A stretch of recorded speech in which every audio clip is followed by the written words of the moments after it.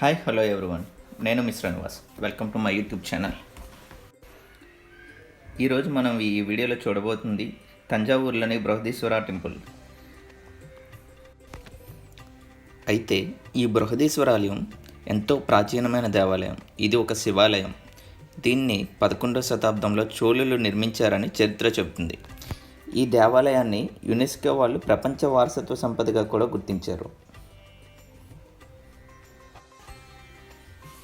ఈ ఆలయంలోకి ఎంటర్ అవడానికి ప్రధానంగా 3 ద్వారాలు ఉన్నాయి. ఇది ఫస్ట్ ద్వారంలో ఎప్పుడు కూడా మనకి వినాయకుడు అయితే కనిపిస్తాడు. మొదటి ద్వారం నుంచి లోపలికి వెళ్ళిన తర్వాత మనకి రూట్ మ్యాప్ అయితే ఉంటుంది. ఆ పక్కన ఉన్న శిలాపలకంలో అయితే ఇవ్వండి, అది ఒక శిలాపలకం. ఈ శిలాపలకంలో మనకి తంజావూరు టెంపుల్ గురించి అయితే ఉంటుంది. మొత్తం ఈ టెంపుల్ని ఎవరు కన్స్ట్రక్ట్ చేశారో, ఎప్పుడు కన్స్ట్రక్ట్ చేశారో మొత్తం హిస్టరీ అయితే ఉంటుంది. ఆ పక్కన ఉన్న శిలాపలకంలో అయితే మొత్తం టెంపుల్ యొక్క రూట్ మ్యాప్ అయితే ఉంటుంది. మనకి చూస్తున్నారు కదా, ఇదే టెంపుల్ యొక్క రూట్ మ్యాప్, కంప్లీట్ టెంపుల్ యొక్క రూట్ మ్యాప్. ఈ బృహదీశ్వర ఆలయాన్ని భారతదేశంలోనే అతిపెద్ద శివలింగం ఉన్న శివాలయంగా అయితే చెప్తారు. ఈ ఆలయానికి 1000 సంవత్సరాల చరిత్ర ఉందని కూడా చెప్తుంటారు. 1000 సంవత్సరాల ఆలయాలు అయితే దాదాపు పాడుబడిన స్థితిలో అయితే ఉంటాయి. కానీ ఈ ఆలయం మాత్రం ఎప్పటికీ అద్భుతంగా కొత్తగా నిర్మించినట్లే ఉంటుంది. 13 అంతస్తులతో నిర్మితమైన ఈ ఆలయాన్ని నిర్మించడానికి ఎలాంటి ఉక్కు కానీ సిమెంట్ కానీ వాడలేదు. ఈ ఆలయం నిర్మాణం పూర్తిగా గ్రానైట్ రాయితో చేయబడింది. భారతదేశంలో ఎక్కడా లేని విధంగా 13 అంతస్తులు కలిగిన ఏకైక పురాతన క్షేత్రం అయితే ఇదే. అంతేకాదు, ఈ ఆలయంలోని శివలింగం ఎత్తు దాదాపుగా 3.7 మీటర్లు ఉంటుంది. అంతేకాదు, ఈ ఆలయంలో ఉన్న నందీశ్వరుని విగ్రహం ఎత్తు కూడా 2.6 మీటర్లు ఉంటుంది. ఇక ఈ ఆలయ గోపుర కలశం 80 టన్నుల యాక్సిలతో నిర్మించడం ఈ ఆలయం విశేషం. ఎవరైనా భక్తులు ఈ ఆలయంలో మాట్లాడుకుంటే ఆ శబ్దాలు ఈ ఆలయంలో మళ్ళీ ప్రతిధ్వనించవు. అంతటి శబ్ద పరిజ్ఞానంతో ఈ ఆలయాన్ని నిర్మించారు. 2వ ద్వారం నుంచి లోపలికి వచ్చిన తర్వాత ఎదురుగా చూశారు కదా, అక్కడ చెప్పుల స్టాండ్ ఉంటుంది. అక్కడే మనకి చాలా వరకు కూడా ఆర్ట్స్ క్రాఫ్ట్స్కి సంబంధించిన బొమ్మలు అయితే చాలా వరకు అక్కడే అమ్ముతారు. అది 3వ ద్వారం. ఆ 3వ ద్వారం నుంచి లోపలికి వెళ్తే మనకి శివాలయం ఉంటుంది. ఇవన్నీ ఇక్కడ లభ్యమయ్యే బొమ్మలు. మనం ఈ రైట్ సైడ్ చెప్పాను కదా, ఈ రైట్ సైడ్ వస్తే చెప్పుల స్టాండ్ ఇక్కడ ఉంటుంది. ఇక్కడ చెప్పులు పెట్టుకున్న తర్వాత మనం ఏమైనా బొమ్మలు కావాలనుకుంటే ఇక్కడ కొనుక్కోవచ్చు. ఈ ఆలయంలో ఉన్న మరో విశిష్టత ఏంటంటే, మిట్ట మధ్యాహ్న సమయంలో ఈ ఆలయ గోపురం నీడ ఎక్కడా పడదు. గుడి నీడ కనపడినా ఆలయ గోపురం నీడ మాత్రం ఎక్కడా కనిపించదు. ఈ ఆలయం చుట్టూ ఉన్న రాతి తోరణాల్లో 6 మిల్లీమీటర్ల కన్నా తక్కువ పరిమాణంలో ఉండే వంపుతో కూడిన రంధ్రాలు కనిపిస్తాయి. ఈ రంధ్రాలు ఎందుకు పెట్టారనే విషయం మాత్రం ఇప్పటికీ ఎవరికీ తెలియని ఒక రహస్యంగానే ఉండిపోయింది. అంతేకాదు, చోళ శక్తి చిహ్నం గల ఈ అతిపెద్ద ఆలయం 1,30,000 టన్నుల గ్రానైట్తో నిర్మించబడిన ప్రపంచంలోని మొట్టమొదటి శివాలయంగా గుర్తింపు పొందింది. చూస్తున్నారు కదా, ఎదురుగా గోడల మీద భరతనాట్య భంగిమలు. ఇలాంటి భరతనాట్య భంగిమలు ఈ ఆలయ గోడల మీద 108 శిల్పాలు, ప్రాంగణంలో 250 లింగాలు ఉన్నాయి. ఈ ఆలయాన్ని 11వ శతాబ్దంలో చోళులు నిర్మించారు. మన దేశంలో ఉన్న అతిపెద్ద గర్భగుడి, విమానగోపురం ఉన్న దేవాలయం కూడా ఇదే. భూమి నుండి కలశం వరకు 216 అడుగుల ఎత్తులో అద్భుత శిల్పకళా సంపదతో అలరారే ఈ దేవాలయం యునెస్కో వారసత్వ ప్రదేశంగా గుర్తించబడింది. ఈ ఆలయం యొక్క పునాదుల దగ్గర నుండి గోపురం వరకు అన్ని రాళ్లతో నిర్మించబడిందే. ఈ రాళ్ళని 150 కిలోమీటర్ల దూరంలో ఉన్న పుదుకోవై అనే ప్రాంతంలోని 2 కొండలను తొలిచి తీసుకొని వచ్చారంట. ఇంకో విశేషం ఏంటంటే, ఈ దేవాలయం పునాది శివుని నాట్యం యొక్క భంగిమ గల దేవతా విగ్రహం కంటే 5 మీటర్ల ఎత్తుకు పెంచబడింది, అంటే 16 అడుగులు.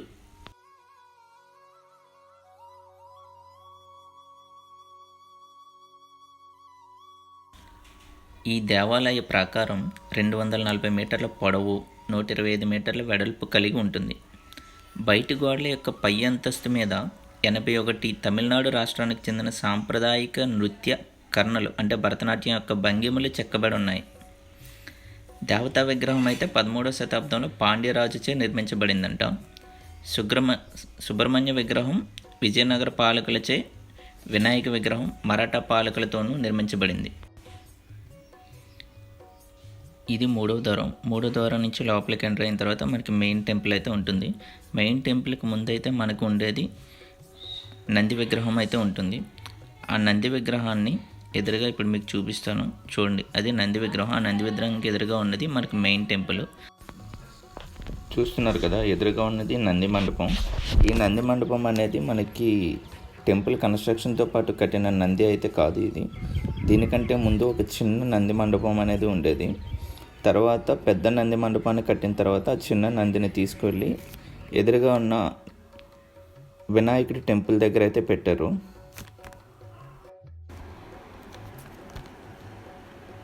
ఈ నంది విగ్రహం కోసమే ఈ మండపం కట్టారు. చూస్తున్నారు కదా, ఆ ఎదురుగా ఉన్న ఆ చిన్న చిన్న బిట్లలో అయితే మనకి శివలింగాలు అయితే ఉంటాయి. అలాంటివి ఈ గుడి చుట్టూ కూడా శివలింగాలు ఉంటాయి. ఆ శివలింగాలే 270 వరకు ఉంటాయి. ఈ అతిపెద్ద నంది విగ్రహాన్ని సుమారు 20 టన్నుల ఏకరాతి శిల్పతో అయితే నిర్మించారు. మొత్తం అంతా కూడా బ్లాక్ కలర్లో అయితే ఉంటుంది. ఆ ఎదురుగా ఇది చూస్తున్నారు కదా, ఇది ధ్వజస్తంభం. ఆ ఎదురుగా కనిపించేదే మనకి ప్రధాన శివాలయం. చూడండి, చూపిస్తాను ఆగుండా. ఎదురుగా కనిపించేది ప్రధాన శివాలయం. ఈ పక్కన కూడా చిన్న చిన్న దేవాలయాలు అయితే చాలానే ఉన్నాయి. ప్రతి దానికి కూడా దాని పక్కన శిలాఫలకం ఉంటుంది. ఈ నందిని అయితే యాక్సెల్తో అయితే నిర్మించారు. ఈ నంది 2 మీటర్ల ఎత్తు, 2.6 మీటర్ల పొడవు, 2.5 మీటర్ల వెడల్పు కలిగైతే ఉంటుంది. చూసారు కదా, ఆ పైన ఉన్న దాని మీద అయితే కలర్స్తో అయితే మాత్రం డ్రాయింగ్ వేశారు.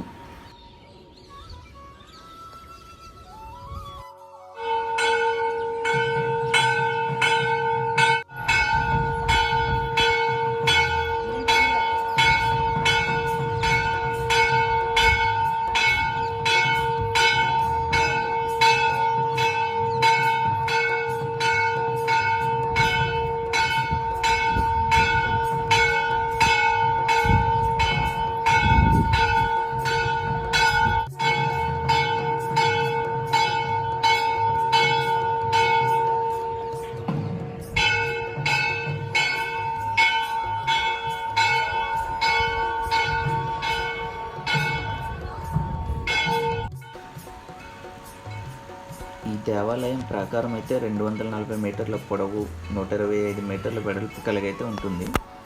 బయట గోడ యొక్క పై అంతస్తు మీద 81 తమిళనాడు రాష్ట్రానికి చెందిన సాంప్రదాయ నృత్యకరణలు అయితే మాత్రం చెక్కబడి ఉన్నాయి.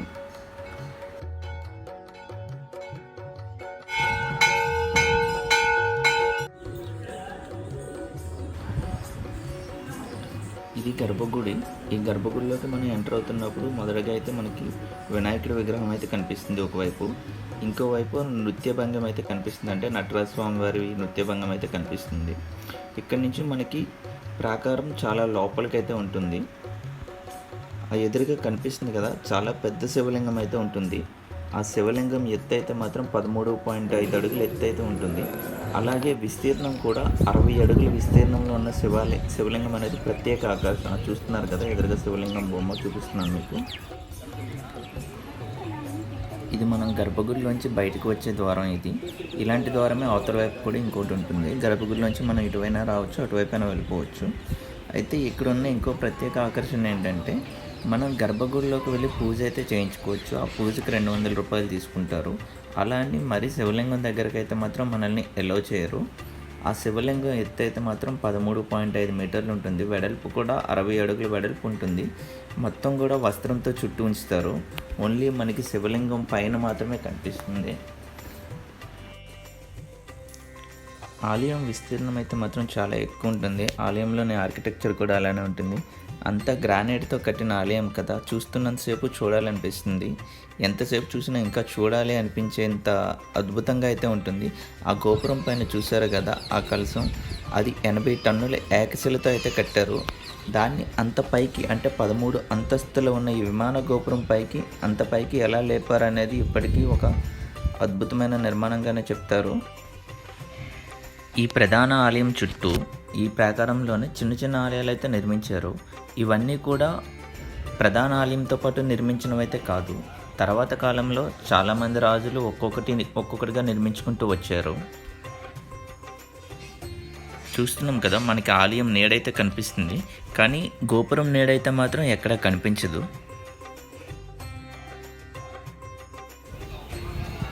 ఈ ఆలయంలో ఇది గణేశుని గుడి. దీంట్లో ప్రధానంగా అయితే 3 మండపాలు ఉంటాయి. లోపల గర్భగుడి ఉంటుంది, తర్వాత అది అర్ధ మండపంలో ఉన్నది మనకి నంది ఉంటుంది. ఈ ముందు ఉండేది అయితే ప్రధాన మండపం అన్నమాట. ఇక్కడ చెప్పుకోవాల్సిన ముఖ్య విషయం ఏంటంటే ఆలయ గోపురం యొక్క నీడ ఎక్కడ పడదని చెప్తారు. చూడండి, ఇంత ఎండలో కూడా మనకైతే ఆలయం యొక్క నీడైతే కనిపిస్తుంది. ఎందుకంటే వెనక వైపు ఎండ రాదు కాబట్టి ఆలయం యొక్క నీడైతే కనిపిస్తుంది. కానీ మనకి పైన ఉన్న గోపురం యొక్క నీడ మాత్రం ఈ ఆలయ ప్రాంగణంలో ఎక్కడా కూడా కనిపించినట్టు నేనైతే చూడలేదు. ఆలయం గోడల మీద అయితే మాత్రం చెక్కని శిల్పాలు అయితే మాత్రం అద్భుతంగా ఉన్నాయి. ఇంత గ్రానైట్ పలకల మీద, అంత పెద్ద పెద్ద గ్రానైట్ పలకల మీద చెక్కిన శిల్పాలు అయితే మాత్రం అద్భుతంగా తీర్చిదిద్దారు. 13 అంతస్తుల ప్రాకారం కట్టడం అనేది ఆ రోజుల్లో గొప్ప విషయం. అది ఈ ఆలయం చుట్టూ ఉన్న మండపాల్లోనే శివలింగాలు అయితే ఉన్నాయి. చెప్పాను కదా స్టార్టింగ్లో 270 శివలింగాల వరకు ఉంటాయని. ఈ ఆలయం చుట్టూ ఉన్న మండపంలోనే ఆ శివలింగాలను అయితే తీర్చిదిద్దారు. ఆ ఎదురుగా ఉన్నది అయితే చండీశ్వర టెంపుల్. ఇప్పుడు మనం ఆలయం వెనకతలో ఉన్న కరువావూరు టెంపుల్ అయితే చెప్పుకుంటున్నాం. ఈ కరువావూరు టెంపుల్ ఏంటంటే, ఇతను చోళరాజు కింగ్ ఉన్నారు కదా, ఆయనకి గురువు అని అయితే చెప్తారు. ఈ టెంపుల్ కూడా మనకి ఆలయంతో పాటు ప్రతిష్ఠించబడింది అయితే కాదు, తర్వాత కాలంలో అయితే దీన్ని నిర్మించారు. ఈయనే ప్రధాన ఆలయంలో ఉన్న శివలింగాన్ని ప్రతిష్ఠించడానికి సహాయం చేశారని అయితే మాత్రం చెప్తారు. ఈ కరువావూరు టెంపుల్కి పక్కనే మనకి సుబ్రహ్మణ్యేశ్వర టెంపుల్ అయితే ఉంటుంది. ఈ సుబ్రహ్మణ్యేశ్వర ఆలయంలో ఉన్న ప్రత్యేకత ఏంటంటే, సుబ్రహ్మణ్యేశ్వరుడు 6 ముఖాలతో అయితే మాత్రం చెక్కబడి ఉన్నాడు. మనకి ఎదురుగా అయితే 3 ముఖాలు కనిపిస్తాయి. మనం లోపలికి వెళ్ళిన తర్వాత అర్చకుల వారు అయితే మాత్రం దీపపు వెలుగులో మనకి వెనకాల ఉన్న అద్దంలో మిగతా 3 ముఖాలను అయితే మాత్రం చూపించడం జరుగుతుంది. నేనైతే మాత్రం చాలా ఎగ్జైట్ అయ్యాను ఆ విగ్రహాన్ని చూడగానే. ఎదురుగా కనిపిస్తున్నది అయితే చండికేశ్వర టెంపుల్. చండికేశ్వర టెంపుల్ ఏంటంటే మనకి సౌత్ ఫేసింగ్లో ఉంటుంది టెంపుల్కి, ప్రధాన ఆలయానికి.